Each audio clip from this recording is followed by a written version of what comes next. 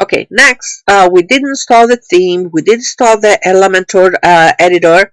Now we need to add the next basic thing is we're going to go to Appearance and we're going to add a menu because there is not a navigation menu there. So first, we are going to create a new menu. We're going to call this main menu. Wait, main. Okay, here, main menu. And I'm going to call it desktop because you might need to create a new menu for the mobile so the menu is, responsive. So primary menu, automatic put it in the top.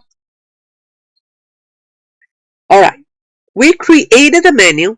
However, this menu here doesn't have any pages. So we're going to add the 3 pages that we created here. And I'm going to drag and drop.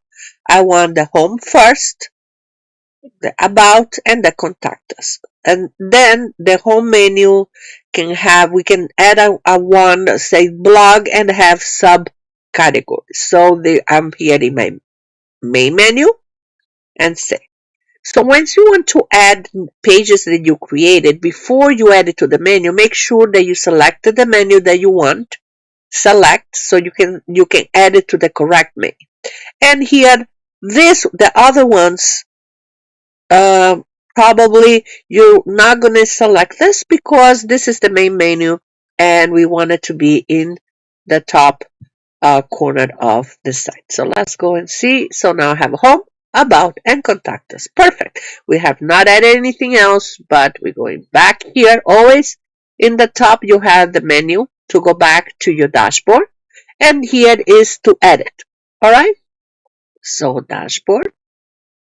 All right, so we add the menu. We added the menu. Now we need to do a little configuration. In the settings, that is general and reading and writing. So go and click in the writing.